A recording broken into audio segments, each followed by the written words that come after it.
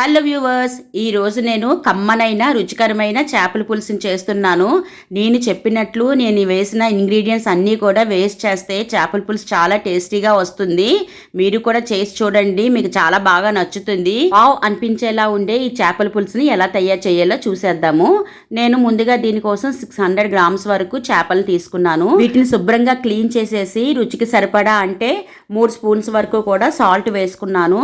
Next 3 spoons కారం, 2 spoons పసుపు కూడా వేసుకొని చేపలకి బాగా పట్టేటట్లు కలిపేసుకోవాలి. ఉప్పు, కారం, పసుపు కలిపిన చేపలను ఒక పక్కన పెట్టేసుకొని స్టవ్ వెలిగించి ఒక కడాయి పెట్టుకొని కొద్దిగా ఆయిల్ వేసుకోవాలి.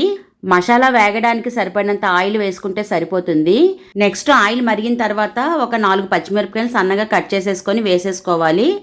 తరువాత ఒక 3 నుంచి 4 వరకు కూడా మీడియం సైజులో ఉండే ఉల్లిపాయలు తీసుకొని సన్నగా చీలికల్లాగా కట్ చేసేసుకోవాలి. కట్ చేసి పెట్టుకున్న ఈ ఆనియన్ ముక్కలు అన్నింటినీ కూడా మిక్సీలో వేసేసి మెత్తని పేస్ట్ లాగా తయారు చేసుకోవాలి. ఆనియన్స్ని పేస్ట్లా కాకుండా చిన్న చిన్న ముక్కల్లా కూడా కట్ చేసి వేసుకోవచ్చు. కాకపోతే మనకి చిక్కదనం కోసం పేస్ట్ వేసుకుంటే బాగుంటుంది. కొద్దిగా పలచగా కావాలి పులుసు అనుకున్న వాళ్ళు ముక్కలు వేసుకోవచ్చు. ఇప్పుడు ఆనియన్ పేస్ట్ అయిపోయింది కదా, ఈ ఆనియన్ పేస్ట్ని ఆయిల్లోని వేసేస్తున్నాను. ఈ ప్రాసెస్ అంతా కూడా స్టవ్ని మీడియం ఫ్లేమ్లో పెట్టి చేస్తూ ఉండాలి. ఆనియన్ పేస్ట్ వేసి కలుపుతూ ఉండాలి. నెక్స్ట్ బాగా పండిన 3 టొమాటోస్ని తీసుకొని చిన్న చిన్న ముక్కలుగా కట్ చేసేసుకొని మిక్సీలో వేసుకొని టమోటా ప్యూరీని కూడా రెడీ చేసుకోవాలి. చాలామంది ఉల్లిపాయ ముక్కలతో పాటు టొమాటో ముక్కలను కూడా ఒకేసారి వేసి మిక్సీ చేసేసి పేస్ట్ వేసి ఫ్రై చేస్తూ ఉంటారు. అలా చెయ్యొద్దు. ముందుగా ఆనియన్ పేస్ట్ వేసుకొని అది ఫ్రై అయిన తర్వాత టమోటా ప్యూరీని వేసి ఫ్రై చేస్తే టేస్ట్ చాలా బాగుంటుంది. ఇప్పుడు టమోటా ప్యూరీని కూడా వేగుతున్న ఆనియన్ పేస్ట్లో వేసేసి ఒకసారి బాగా కలిపేసి మూత పెట్టేయాలి. పచ్చివాసన పోయే వరకు కూడా ఇది ఫ్రై చేస్తూ ఉండాలి.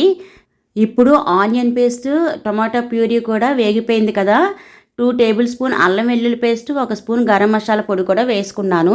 ఒక చిన్న మిక్సీ జార్ తీసుకొని 2 టేబుల్ స్పూన్ ఆవాలు, 2 టేబుల్ స్పూన్ జీలకర్ర కూడా తీసుకొని మెత్తని పౌడర్లా చేసేసుకోవాలి. ఆవాలు, జీలకర్ర పౌడర్ని కూడా వేగుతున్న మసాలాలో వేసేసి ఒకసారి అన్నీ కలిసేటట్లు కలిపేసి మూత పెట్టేసుకోవాలి. పూర్వకాలంలో అయితే ఈ మసాలాలన్నింటినీ కూడా రుబ్బు రోల్లోని సన్నికాల్లోని నూరుకొని రుబ్బుకొని చేసేవారట. ఇప్పుడు కాలం మారిపోయింది కదా, కాలంతో పాటు అన్నీ కూడా మారిపోయి ఇప్పుడు అన్నీ ఈజీ వేలే కదండి మనకి. నెక్స్ట్ పసుపు, ఉప్పు, కారం పట్టించిన చేపలన్నింటినీ కూడా వేగిపోయిన మసాలాలోని ఒక్కొక్కటిగా వేసుకొని స్టవ్ని ఫ్లేమ్ తగ్గించేసి పూర్తిగా మూత పెట్టేయాలి. 2 మినిట్స్ తర్వాత మూత తీసేసి పెద్ద నిమ్మకాయ సైజ్ అంతా చింతపండుని నేను ఆల్రెడీ నానబెట్టుకున్నాను. దాన్ని పులుసుగా తీసుకొని ఈ చేపల్లోని వేసేసుకోవాలి. పులుపు ఎక్కువగా తినేవారు చింతపండు క్వాంటిటీని కొద్దిగా పెంచుకోండి, తక్కువ తినేవారు తక్కువగా తీసుకోండి, సరిపోతుంది. నాకు ఈ చింతపండు పులుపు సరిపోతుంది. ఒకసారి పులుసు వేసిన తర్వాత కలిపేసి మూత పెట్టేయాలి. మరీ ఎక్కువగా కలిపేకండి, చేపల్ని విడిపోతాయి.